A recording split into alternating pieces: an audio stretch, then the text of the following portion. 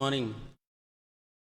પ્રભુ ઈસુ ખ્રિસ્તના નામમાં આપ સર્વને પ્રેમી સલામ અને આજની આ સંગતમાં આપ સર્વનો આવકાર કરવામાં આવે છે.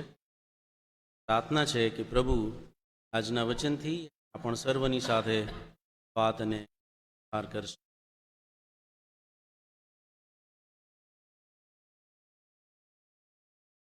બે ભાઈઓ હતા ને બંને ભાઈઓ બહુ ધમાલ કરનારા હતા. ચોરી કરે,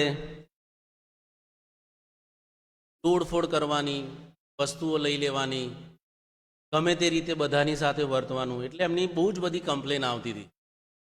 એમના મા બાપે વિચાર્યું કે આ બંનેને પાળક સાહેબ જોડે લઈ જઈએ કે એમનું કાઉન્સેલિંગ કરે. એ નાના છોકરાને પહેલાં પાળક સાહેબ પાસે લઈ ગયા અને કીધું કે સાહેબ આનું કાઉન્સેલિંગ કરો અને કંઈક સુધારો આવે તો બહુ સારું, કેમ કે અમે કંટાળી ગયા છે. હવે પાળક સાહેબે કીધું કે ઓકે તમે એને મારી જોડે મૂકો અને હું એનું કાઉન્સેલિંગ. મા બાપ ઘરે જતા રહ્યા અને છોકરો એકલો ત્યાં ઓફિસમાં બેઠો હતો. સામે પાળક સાહેબ વિચારતા હતા કે કેવી રીતે એની સાથે વાત કરું. એટલે એમણે એને પ્રશ્ન કર્યો કે વેર ઇઝ ગોડ, ઈશ્વર ક્યાં છે? એટલે પેલો છોકરો કશું બોલતો નથી. પાળક સાહેબને એવું થયું કે આ મને ઇગ્નોર કરે છે, એટલે થોડા ગુસ્સે થઈને બોલ્યા વેર ઇઝ ગોડ. એ પેલો છોકરો તોય ના બોલ્યો, શાંતિથી બેસી જ રહ્યો. ત્રીજી વાર વધારે ગુસ્સે થઈને બોલ્યા વેર ઇઝ ગોડ. અને છોકરો તો ખુરશીમાંથી કૂદીને દોડીને ઘરે જતો રહ્યો. અને એનો મોટો ભાઈ હતો ને એની રૂમમાં જઈને દરવાજો અંદરથી બંધ કરી દીધો અને પછી એના ભાઈને કીધું ભાઈ ઈશ્વર ખોવાઈ ગયા છે ને એનો પણ આરોપ આપણી ઉપર જ આવ્યો છે. પાળક સાહેબ ઈશ્વરને શોધે છે.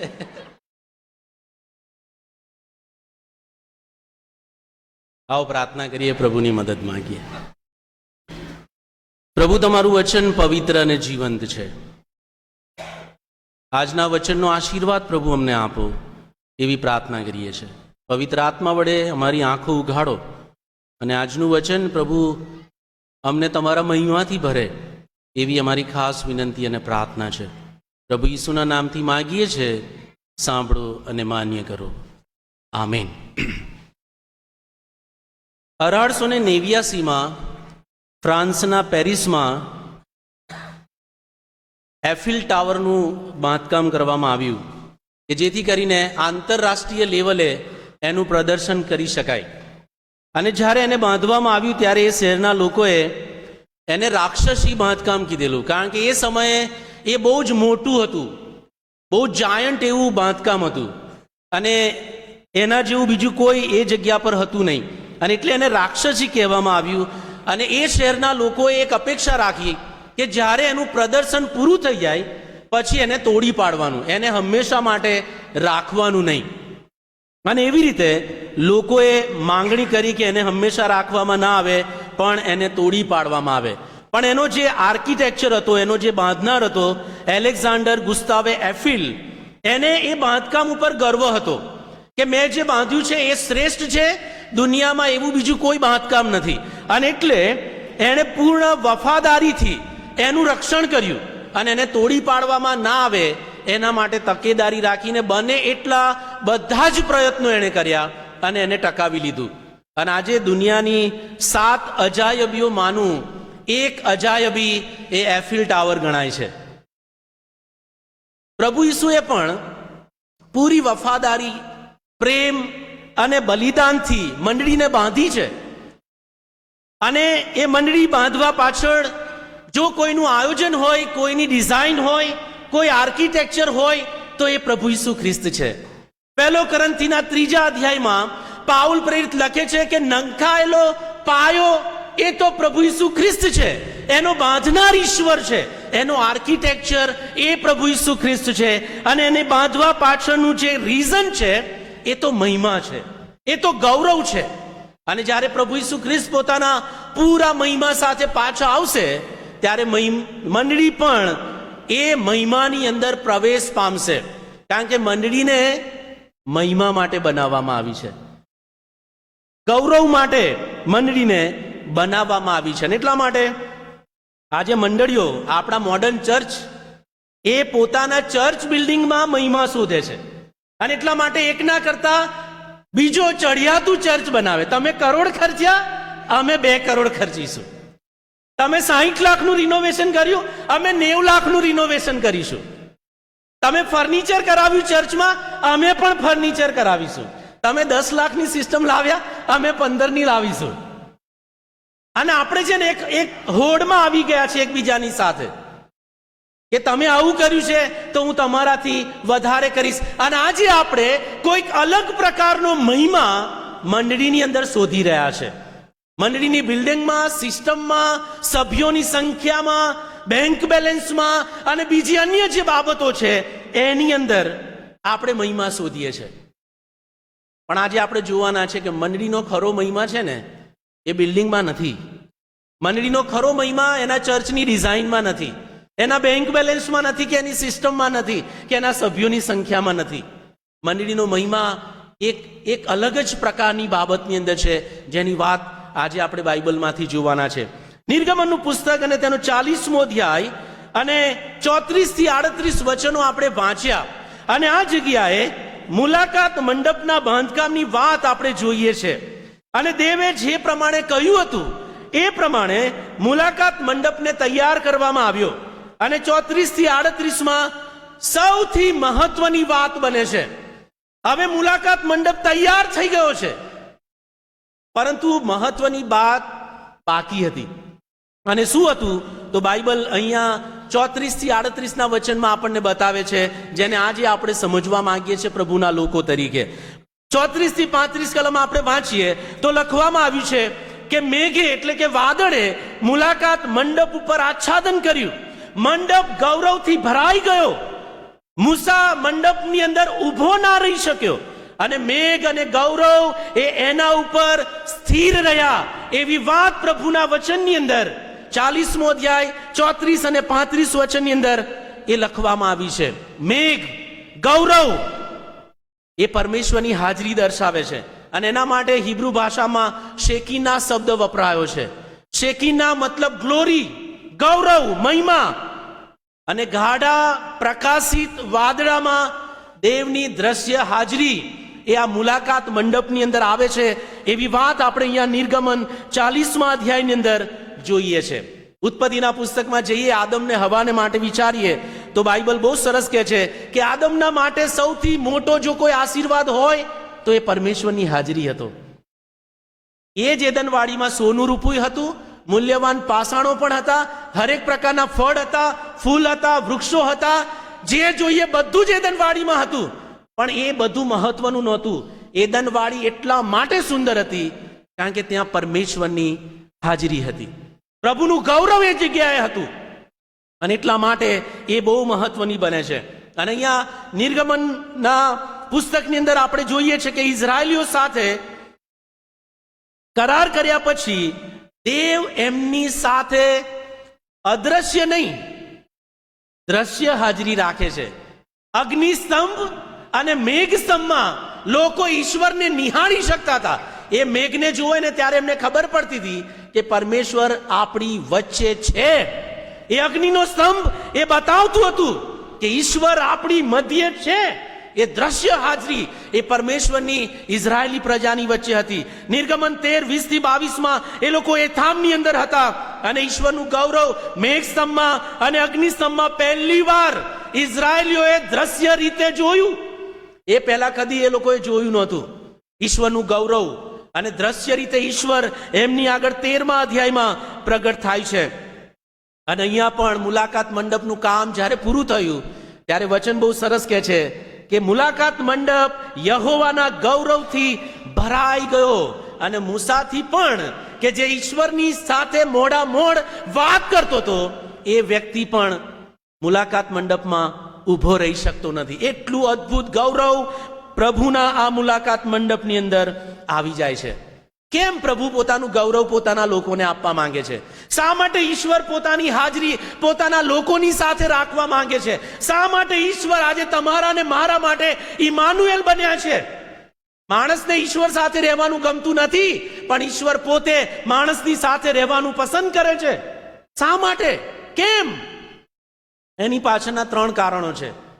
ઈશ્વરે ઇઝરાયેલી પ્રજાને પોતાના વારસા તરીકે પસંદ કર્યા અને દુનિયાના લોકોથી ઇઝરાયેલી પ્રજા અલગ દેખાઈ આવે એના માટે ઈશ્વરનું ગૌરવ, ઈશ્વરનો મહિમા, ઈશ્વરની હાજરી એ તેના લોકોની સાથે હોય એ બહુ જરૂરી હતું. નિર્ગમન 33 પ્રભુએ કીધું કે હવે હું તમારી સાથે નહીં આવું. ત્યારે મૂસાએ શું કીધું પ્રભુને? પ્રભુ, શું અમે તારી હાજરી અમારી સાથે છે એથી દુનિયાના લોકોથી અલગ નથી પડતા? જો તું નહીં આવે ને સાથે તો અમે અહીંથી આગળ જવાના નથી. પ્રભુની હાજરી વગર અમારે રહેવું નથી. અને એ મૂસા પરમેશ્વરને કહે છે. શા માટે પ્રભુ આપે છે? સૌથી પહેલું કારણ જે આપણે જોવાના છે તો એ ઈશ્વર પોતાનું શેકીનના ગૌરવ પોતાના લોકોને આપે છે બતાવવા માટે કે હું તમારી સાથે છું. આ ગૌરવ એ દેવની હાજરી બતાવે છે. ઈશ્વરની હાજરીની ભેટ ઇઝરાયેલી પ્રજાને આપવામાં આવે છે. એવું આપણે અહીંયા 40મા અધ્યાયની અંદર જોઈએ છે. દેવ પોતાની હાજરી ઇઝરાયેલ સાથે રાખવા માટે મુલાકાત મંડપની પસંદ કરે છે. મુલાકાત મંડપની ડિઝાઇન પ્રભુએ આપેલી, એની ડિઝાઇન પ્રભુએ તૈયાર કરેલી અને મૂસાને બતાવવામાં આવેલું કે તારે આ પ્રમાણે મુલાકાત મંડપ બનાવવાનો છે અને કાળજીપૂર્વક એને બનાવવામાં આવે છે. નિર્ગમનનું પુસ્તક 38મો અધ્યાય 24 થી 31 વાંચો તો આ મુલાકાત મંડપમાં સોનું, રૂપું અને બધી જ મૂલ્યવાન ધાતુઓનો ઉપયોગ કરવામાં આવેલો. સોનાથી મઢવામાં આવેલી દરેક વસ્તુઓ. સુલેમાન રાજાએ જ્યારે મંદિર બનાવ્યું ત્યારે આખું મંદિર સોનાથી, પિત્તળથી અને રૂપાથી મઢવામાં આવેલું. અને મંદિરમાં જે સોનાના તપેલા હતા ને એ 100 તપેલા સોનાના હતા. વિચારો, 100 તપેલા સોનાના કેટલા રૂપિયાના થાય? યહોવાનું મંદિર છે ને સોનાથી, રૂપાથી અને પિત્તળથી મઢેલું હતું. બહુ જ ભવ્ય એવું મંદિર હતું. પણ હું તમને કહું, આ બધી વાતોનું કોઈ મહત્વ નહોતું. સોનું હતું, રૂપું હતું, પિત્તળ હતું, પણ જ્યાં સુધી પ્રભુની હાજરી ના આવે ને ત્યાં સુધી આ મુલાકાત મંડપનો કે આ પ્રભુના મંદિરનો કોઈ જ મતલબ નહોતો. એ જસ્ટ બિલ્ડિંગ હતું, બીજું કશું જ નહીં. અને પરમેશ્વર પણ એ બહુ સારી રીતે જાણતા હતા. મુલાકાત મંડપ અને મંદિર ભવ્ય હતા, પણ એ મહત્વના ત્યારે જ બને છે જ્યારે ઈશ્વરનો મહિમા એના પર આવીને રહે છે. ઈશ્વરનો મહિમા, ઈશ્વરનું ગૌરવ એને ભરપૂર કરી દે છે અને ત્યારે એનું મહત્વ વધી જાય છે. અને બાઇબલ કહે છે ઇઝરાયેલી પ્રજા એ મુલાકાત મંડપની અંદર પરમેશ્વરની હાજરી દ્રશ્ય રીતે જોઈ શકે છે. જ્યારે સુલેમાને મંદિરનું અર્પણ કર્યું ત્યારે એ લોકોએ સ્તુતિને આરાધના શરૂઆત કરી અને બાઇબલ કહે છે મંદિર ધુમાડાથી ભરાઈ ગયું. અને જે યાજકો મંદિરમાં હતા એમને બહાર નીકળી જવું પડ્યું. અને બતાવે છે કે ઈશ્વર દ્રશ્ય રીતે ઇઝરાયેલની સાથે રહેવાને માટે આ પૃથ્વી ઉપર આવે છે. ઈશ્વરનું ગૌરવ, ઈશ્વરનું શેકીના એમની વચ્ચે આવે છે અને પ્રભુ કહે છે કે હું તમારી સાથે છું. આજે આપણે કરોડો રૂપિયાના ચર્ચ બાંધીએ છીએ, લાખો રૂપિયાના રિનોવેશન કરાવીએ છીએ કે જેથી કરીને આપણા ચર્ચો ભવ્ય, સુંદર દેખાય એવી આપણી ઈચ્છા હોય છે. પણ આ ચર્ચોમાં જ્યાં સુધી ઈશ્વરનું ગૌરવ ના આવે, ઈશ્વરનો મહિમા ના આવે તો આ બધી બિલ્ડિંગો શા કામની? કોઈ કામની નથી. ખાલી સેલ્ફી લેવા માટે કામ આવે કે સુંદર છે, બીજા કોઈ કામમાં નથી આવતી. કારણ કે ઈશ્વરનું મંદિર, એની અંદર જો એનું ગૌરવ ના હોય, એની જગ્યા ના હોય તો એ મંદિર હોય, એ ચર્ચ હોય કે ગમે એટલી સુંદર બિલ્ડિંગ હોય, એ કદી પણ ઉપયોગમાં આવી શકતી નથી. અને આપણે આ ઉદ્ઘાટનોમાં તો ઉદ્ઘાટન કરવામાં રાજકારણો થતા હોય છે. કેવી રીતે પ્રભુની હાજરી આવે એવા દેવળોમાં કે જ્યાં ઉદ્ઘાટનમાં રાજકારણો થતા હોય, એવી જગ્યાએ કેવી રીતે પ્રભુની હાજરી આવી શકે? આજે આપણી પાસે ભવ્ય મંદિરો છે, દેવળો છે, પણ પ્રભુની હાજરી નથી એ દેવળોમાં. ઈશ્વરનું ગૌરવ નથી. આપણે ઈશ્વરને અનુભવી શકતા નથી કારણ કે પ્રભુની હાજરી આપણી મધ્યથી જતી રહી છે. મુલાકાત મંડપ એ મંડપ જ હતો, ટેન્ટ હતો. આજે અહીંયા માર્યો ને પ્રભુ જ્યારે આગળ લઈ જાય એટલે ત્યાંથી ઉઠાવીને પછી બીજી જગ્યાએ મારવાનો. પણ એ મુલાકાત મંડપ એટલો બધો મહત્વનો હતો કારણ કે એમાં પરમેશ્વરની હાજરી હતી. મંદિર કેવું ભવ્ય છે એ મહત્વનું નથી. કાચા મંદિરો પણ પાવરફુલ હોઈ શકે છે જ્યારે એમાં પરમેશ્વરની હાજરી હોય. હું થોડા સમય પહેલા FMPBના મિશન ફિલ્ડમાં ગયો હતો વચન આપવા માટે, અને એ મંદિર વાંસનું બનેલું. ચર્ચ. નીચે લીપણ હતું અને દિવાલો તો હતી જ નહીં, ખાલી વાંસ મારેલા, અને આજુબાજુ તમે આર પાર જોઈ શકો બધું જ. પણ એક વસ્તુ ત્યાં હતી, જ્યારે આપણે એવું કહીએ ને કે આવો પ્રાર્થના કરીએ એટલે આખું ચર્ચ ઘૂંટણ પર આવી જાય. હું એકલો જ ખુરશીમાં બેઠેલો અને બધા ઘૂંટણ ઉપર પ્રાર્થના કરીએ ને, નાની પ્રાર્થના એટલે આખું ચર્ચ ઘૂંટણ પર આવી જાય. અને પછી મારાથી ના રહેવાયું એટલે હું ખુરશી પરથી ઊભો થઈને હું પણ ઘૂંટણ પર જતો રહ્યો. ચર્ચ કાચું હતું પણ ત્યાં પરમેશ્વરનું પરાક્રમ હતું. હાલેલુયા! આવી મંડળીઓની જરૂર છે આજે કે જે પરમેશ્વરના ગૌરવથી અને ઈશ્વરની હાજરીથી ભરેલી હોય. આવી પાકી બિલ્ડિંગ હોય પણ પ્રભુની હાજરી ના હોય તો એનો કોઈ જ મતલબ નથી. નિર્ગમનનું પુસ્તક 40મો અધ્યાય અને 38મું વચન શું કહે છે? વાંચીએ આપણે.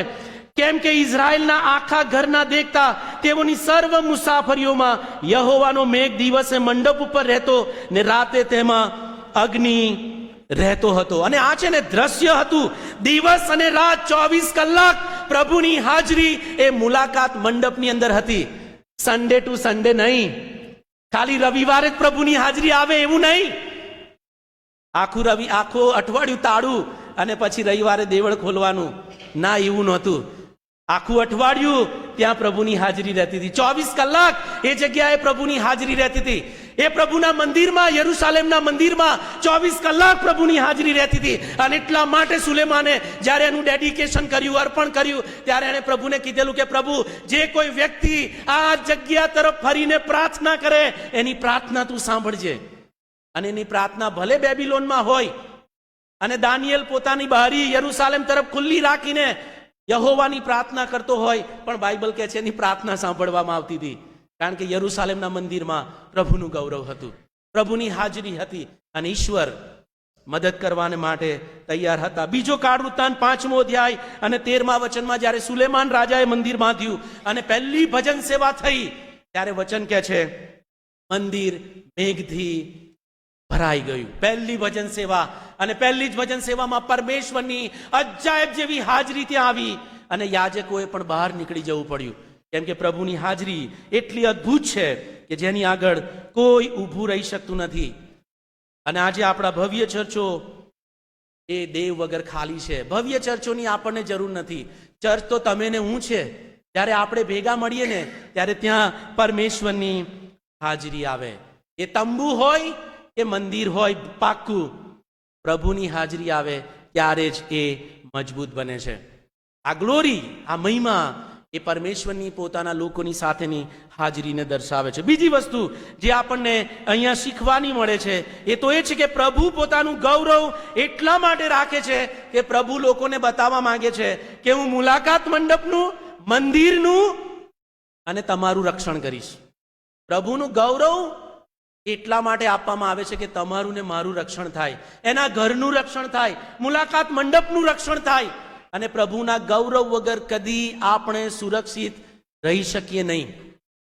અને આ ગૌરવ એટલા માટે આપવામાં આવ્યું કે જેથી કરીને એઓને રક્ષણ મળે. દેવનું ગૌરવ એના લોકોને માટે આચ્છાદન બને છે અને એ રીતે પરમેશ્વર પોતાના લોકોનું રક્ષણ કરે છે. યશાયા પ્રબોધકનું પુસ્તક 4થો અધ્યાય 5 અને 6 કલમ જો તમે વાંચો તો ત્યાં લખવામાં આવ્યું છે, યહોવા સિયોન પર્વતના દરેક રહેઠાણ પર, બહુ ધ્યાનથી શબ્દ જોઈએ, સિયોન પર્વતનું જે કઈ રહેઠાણ છે, ખાલી મંદિર નહીં પણ એના લોકોના દરેક રહેઠાણ પર, એમની સભાઓ પર, મીટિંગો ઉપર દિવસે મેઘ તથા ધુમાડો અને રાત્રે બળતા અગ્નિનો પ્રકાશ ઉત્પન્ન કરશે. કેમ કે સર્વ ગૌરવ ઉપર આચ્છાદન થશે. દિવસે તાપથી છાયા તરીકે ને તોફાન તથા વરસાદથી રક્ષણ તથા આશ્રય સ્થાન એક મંડપ થશે. ઈશ્વર વચન આપે છે કે હું મારા લોકોનું રક્ષણ કરીશ, મારું ગૌરવ એમની સાથે રાખીને. અને આ મુલાકાત મંડપ ગૌરવથી ભરાઈ ગયો કેમ કે ઈશ્વર પોતાના મંડપનું ને પોતાના લોકોનું રક્ષણ કરવા માંગે છે. ઈશ્વરની હાજરી વગર કોણ સુરક્ષિત રહી શકે? આપણે સુરક્ષિત નથી પ્રભુથી દૂર જઈએ તો.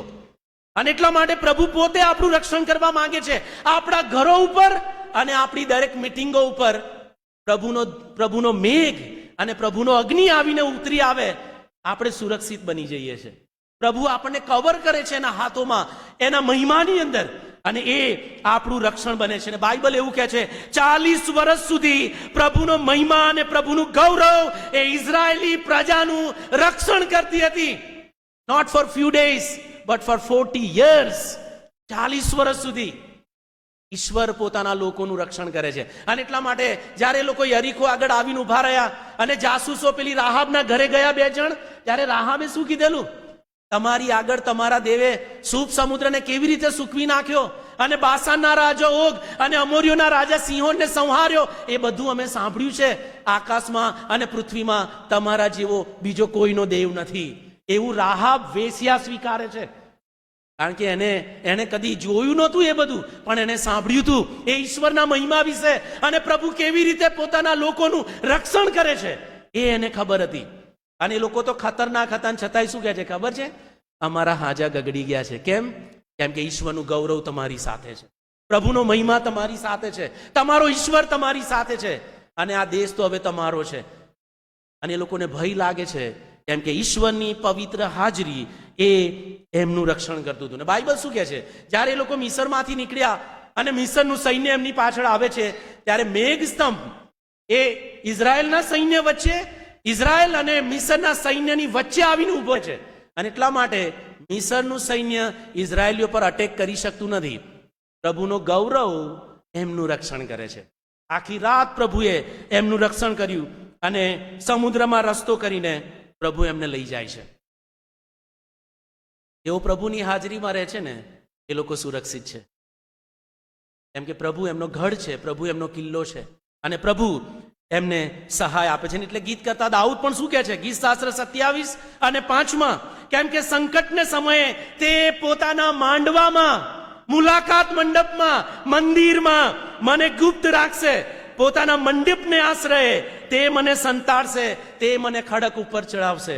એવું દાઉદ સ્વીકારે છે કે પ્રભુના મંડપમાં હું સુરક્ષિત છું. ગીત શાસ્ત્ર 91 અને 1 પણ દાઉદ કહે છે પરાત પરના ગુપ્ત સ્થાનમાં જે વસે છે તે સર્વ સમર્થની છાયામાં રહેશે. ઈશ્વરની છાયા, ઈશ્વરનો મહિમા આવીને આચ્છાદન કરે છે આપણા ઉપર અને એની હાજરી એ આપણા માટે સુરક્ષિત બની જાય છે. યાદ કરો 1 સમુએલનો 4થો અધ્યાય, જ્યારે ફલિસ્તીઓ ઇઝરાયલ પર ચઢી આવ્યા અને હોફનીને ફિનહાસને એવું લાગ્યું કે આપણે કરારકોસ મુલાકાત મંડપમાંથી લઈ આવીએ અને ફલિસ્તીઓ હારી જશે. પણ શું થયું ત્યાં? બાઇબલ એવું કહે છે કે કરારકોસને જ ફલિસ્તીઓ લઈ ગયા. તેમાં ઇઝરાયલને અભિમાન હતું. કેમ ખબર છે? 4થા અધ્યાયની છેલ્લી કલમોમાં લખ્યું છે ઇઝરાયલમાંથી ગૌરવ જતું રહ્યું હતું. અને એટલે એ કરારકોસ હતો પણ ત્યાં ગૌરવ નહોતું, પ્રભુની હાજરી નહોતી. અને ગૌરવ નહોતું એટલા માટે ઇઝરાયલીઓ ત્યાં માર ખાય છે અને ફલિસ્તીઓની સામે હારી જાય છે. અને જે બાબતમાં એમનું અભિમાન હતું એને એ લોકો લઈને જતા રહે છે. કેમ કે ગૌરવ નહોતું, પ્રભુનો મહિમા નહોતો, ઈશ્વરની હાજરી નહોતી. નબુકાદનેસાર પણ યરુશાલેમ ઉપર ચઢાઈ કરે છે અને જે મંદિરમાં ઇઝરાયલીઓને અભિમાન હતું કે અમારું મંદિર ભવ્ય છે, સોનાથી મળેલું છે, અને હિજકિયા રાજાએ નબુકાદનેસારને મંદિર બતાવવા લઈ ગયો અને આગળ જતા નબુકાદનેસાર પોતાના સૈન્ય સાથે આવે છે અને જે મંદિરમાં પ્રભુની હાજરી હતી ને એ મંદિરને લૂંટીને લઈ ગયો. બધું સોનું લઈ ગયું, બધા તપેલા અને જે કંઈ હતું બધું લઈ ગયો બાબિલોનમાં. અને યહોવાનું મંદિર લૂંટાઈ ગયું, એને તોડી નાખવામાં આવ્યું. યરુશાલેમનો કોટ તોડી નાખવામાં આવ્યો. કેમ? ઈશ્વરનું ગૌરવ નહોતું, પ્રભુનો મહિમા નહોતો. કારણ કે પ્રભુના મહિમા વગર એ લોકો સુરક્ષિત નહોતા.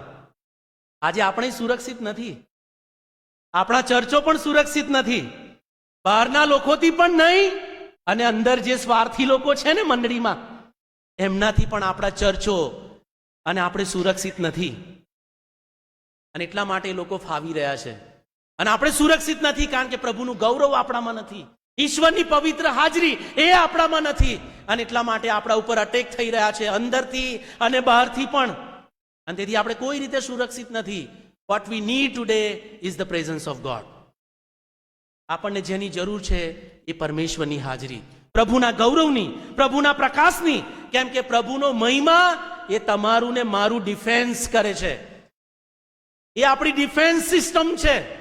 એ આપણું રક્ષણ કરે છે અને આપણને પ્રભુના ગૌરવની જરૂર છે. Return to the presence of God. પ્રભુની તરફ પાછા આવો, પ્રભુના ગૌરવમાં પાછા આવો, પ્રભુના પ્રકાશમાં પાછો આવો. કારણ કે જો પ્રભુની હાજરી નહીં હોય ને તો આપણે સુરક્ષિત રહેવાના નથી. પ્રભુ ઈસુ જ્યારે બછેરા પર બેસીને યરૂશાલેમમાં પ્રવેશતા હતા, યરૂશાલેમને જોઈને એમની આંખમાં પાણી આવી ગયું. ઈસુ રડ્યા, એવું લખ્યું છે બાઇબલમાં. અને રડ્યા એટલે ધીરેથી નહોતા રડ્યા. બધા લોકો હોસાના હોસાના કરતા હતા અને ગ્રીક ભાષામાં જે શબ્દ વપરાયો છે એ શબ્દ પ્રમાણે ઈસુએ આક્રંદ કરીને રડ્યા હતા, પોક મૂકીને રડ્યા હતા, જેનો અવાજ આજુબાજુ ચાલનારા લોકોને સંભળાયો હતો. એ લોકો આનંદ કરતા હતા, પણ ઈસુ આક્રંદ કરે છે. કેમ કે ઈસુએ શું કીધું ખબર છે? તે શાંતિને લગતા વાના જાણ્યા નહીં. મેં તને મરઘી પોતાના બચ્ચાને પોતાની પાંખો નીચે સમેટે એમ તને સમેટવાનો પ્રયત્ન કર્યો, પણ તે ચાહ્યું નહીં. અને હવે તારા પર જે આવી પડવાનું છે ને એ જોઈને ઈસુ ખ્રિસ્ત રડી પડે છે. દેવ એની પાસે આવે છે કે જેથી કરીને શાંતિ પામે, આનંદ પામે. અને યાદ કરો, આજે ઇઝરાયલમાં શાંતિ નથી. આજે પણ ઇઝરાયલમાં શાંતિ નથી. કેમ કે એમણે પ્રભુને સ્વીકાર્યા નહીં, પ્રભુ ઈસુ ખ્રિસ્તને સ્વીકાર્યા નહીં. પ્રભુને નામે જે આવે છે એ આશીર્વાદિત છે એવું કહીને ઈસુનો આવકાર કર્યો નહીં, પણ એને વધસ્તંભે જડી દીધો. અને એટલા માટે આજે પણ ઇઝરાયલમાં શાંતિ નથી. અને જ્યાં સુધી એ લોકો પ્રભુ ઈસુને સ્વીકારશે નહીં, શાંતિ કદી થવાની નથી ઇઝરાયલમાં. આપણે ગમે એટલી પ્રાર્થના કરી લઈએ, કશું નહીં થવાનું. ઈશ્વરને સ્વીકારવા પડશે. શાંતિ આપનાર, શાંતિનો સરદાર એ તો પ્રભુ ઈસુ ખ્રિસ્ત છે. અને એના સિવાય કોણ રક્ષણ કરી શકે?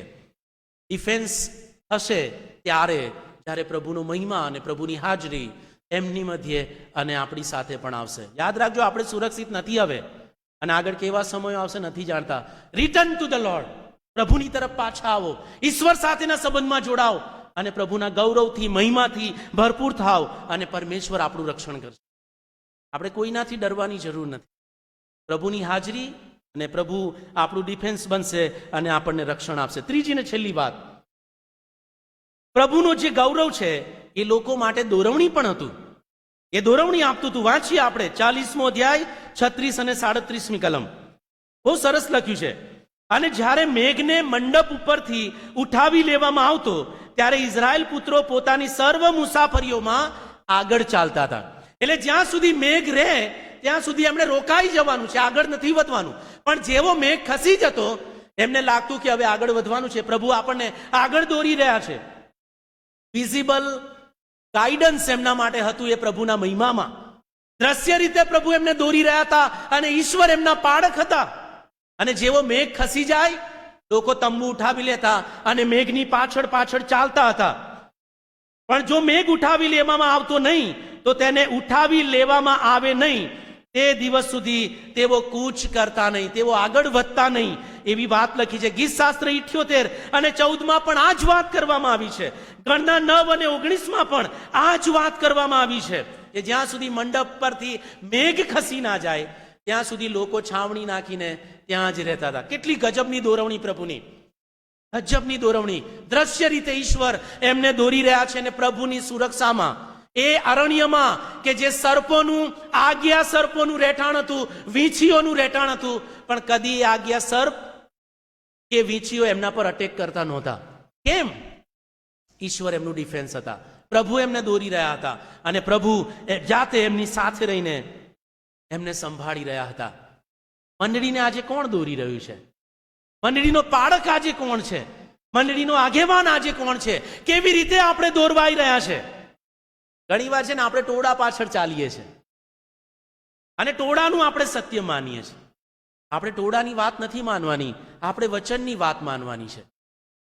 કેમ કે જે રીતે ઇઝરાયેલી પ્રજાને પ્રભુનું ગૌરવ દોરતું હતું, આજે આપણી પાસે પણ બે વસ્તુ છે દોરવા માટે. એક તો ઈશ્વરનું વચન અને ઈશ્વરનો પવિત્ર આત્મા. અને બંને જણ છે ને બહુ જ ગ્લોરિયસ છે, મહિમાવાન છે.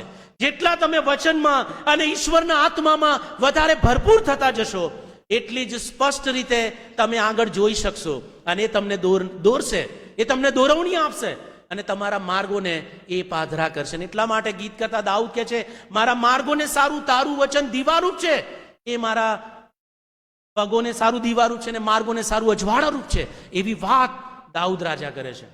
ઈશ્વરનું વચન, ઈશ્વરનો આત્મા એ આપણો દોરનાર અને એ આપણો ચલાવનાર છે આજે, અને એ મહિમાવંત છે, અને મહિમાને આજે આપણે પામવાનો છે. ઈશ્વરની હાજરી, ઈશ્વરનું ગૌરવ જો આપણી સાથે નથી તો આપણે કોઈ રીતે સુરક્ષિત નથી, આપણે આપણા માર્ગોમાં સુરક્ષિત નથી. અને એટલા માટે હગ્ગાઈ પ્રબોધક લખે છે, તમારા માર્ગો વિશે વિચાર કરો. તમે ક્યાં જઈ રહ્યા છો? કેવા માર્ગો પર ચાલી રહ્યા છો? તમે પ્રભુની દોરવણી પ્રમાણે જીવો છો? બાઇબલ કહે છે ઈશ્વરનું ગૌરવ ઇઝરાયેલી પ્રજાને દોરી રહ્યું હતું. દેવનો મહિમા ઇઝરાયેલીઓને બીજા લોકોથી અલગ પાડતો હતો અને એમનું રક્ષણ કરતો હતો. આપણી મંડળીઓને ઈશ્વરના ગૌરવની જરૂર છે. આપણે પ્રભુની તરફ પાછા આવીએ અને પ્રભુની મદદ માંગીએ. એફએસી 5:27 પાઉલ પ્રેરિત લખે છે, જેને ડાઘ, કરચલી કે એવું કંઈ ન હોય, પણ મંડળી કેવી હોય ખબર છે? પવિત્ર, નિર્દોષ અને કેવી? હા, મહિમાવંતી. કેવી હોય? પવિત્ર, નિર્દોષ અને મહિમાવંતી. અને મહિમાવંતી ક્યારે બને ખબર છે? જ્યારે મુલાકાત મંડપમાં ગૌરવ આવ્યું, મંદિરમાં ગૌરવ આવ્યું, એમ આપણી ઉપર પ્રભુનું ગૌરવ આવે, પ્રભુની હાજરી આવે, ત્યારે મહિમાવંતી બને છે. ક્યાં છે એ હાજરી? ક્યાં છે એ દોરવણી? ક્યાં છે ડિફેન્સ આપણી સાથે? ક્યાં છે આપણો ખડક? આપણે ખડકને તજી દીધો છે, અને આપણે પણ યર્મિયા લખે છે એમ ભાગેલા ટાંકાઓને પસંદ કર્યા છે, જેમાં જીવનનું જળ રહ્યું નથી. આવો આપણે પ્રભુની તરફ પાછા આવીએ, કેમ કે ઈશ્વર કદી પોતાના લોકોને તજી દેતો નથી, એના લોકો ઈશ્વરને તજી દે છે. અને જે રીતે મુલાકાત મંડપમાં પ્રભુની હાજરી આવી દ્રશ્ય રીતે, અને હંમેશાને માટે મેઘસ્તંભ અને અગ્નિસ્તંભ ઇઝરાયેલી પ્રજાને સાથે રહ્યો, પ્રભુ આજે તમારી ને મારી સાથે રહેવા માંગે છે. આપણો ઈશ્વર એ ઇમાનુએલ છે, એ આપણી સાથે રહેવા માંગે છે, આપણું રક્ષણ કરવા માંગે છે, આપણને દોરવા માંગે છે. આવો એની તરફ પાછા આવીએ, પ્રાર્થના કરીએ અને પ્રભુની સહાય માગીએ, મદદ માગીએ, અને પ્રભુને કહીએ, પ્રભુ અમને તારા ગૌરવથી ભરી દે, તારા મહિમાથી ભરી દે, અને તારા મહિમા માટે અમને અને અમારી મંડળીઓને તું વાપર. પ્રાર્થનામાં જઈએ અને આપણા જીવનો આપણે પ્રભુની પાસે લાવીએ, પ્રાર્થના કરીએ. ભલા પ્રભુજી, અમે તમારી પાસે આવીએ છીએ. અમે એક જ રીતે પ્રભુ આ દુનિયાના લોકોથી અલગ પડીએ છીએ, અને તો એ છે કે તમે અમારી સાથે છો. અમારું અભિમાન અમારા મંદિરોમાં ના હોય, અમારી પાસે જે ભૌતિક વ્યવસ્થાઓ છે એમાં ના હોય, પણ અમારું અભિમાન એ તમારી પવિત્ર હાજરીમાં હોય. એવી કૃપા પ્રભુ તમે અમને આપો, એવી પ્રાર્થના કરીએ છીએ. જે રીતે મુલાકાત મંડપને તમે તમારા ગૌરવથી ભર્યું, જે રીતે યરૂશાલેમના મંદિરને તમે તમારા ગૌરવથી ભર્યું, અને વારંવાર તમારું ગૌરવ, તમારો મહિમા ઇઝરાયેલી પ્રજા જોઈ શકી, પ્રભુ અમને પણ એવી આંખો આપો કે જે તમને નિહાળી શકે, તમને જોઈ શકે, અને એ દોરવણીમાં અમે ચાલીએ, અમે જીવીએ, અને અમારું રક્ષણ થાય. એવી પ્રભુ અમારી પ્રાર્થના અને વિનંતી છે. અમે તમારી તરફ આવીએ છીએ, પ્રભુ અમારા પર દયા કરો, અને જે ગૌરવ ને જે મહિમા અમારામાંથી જતો રહ્યો છે એ પ્રભુ પાછો આવે અને અમારા હૃદયોને ને મનોને સ્પર્શ કરે, એવી અમારી પ્રાર્થના અને વિનંતી છે. કૃપા આપજો અને અમારી મધ્યે તમે રહો, એવી પ્રાર્થના કરતા પ્રભુ ઈસુના નામથી માંગીએ છીએ. સાંભળો અને માન્ય કરો. આમીન.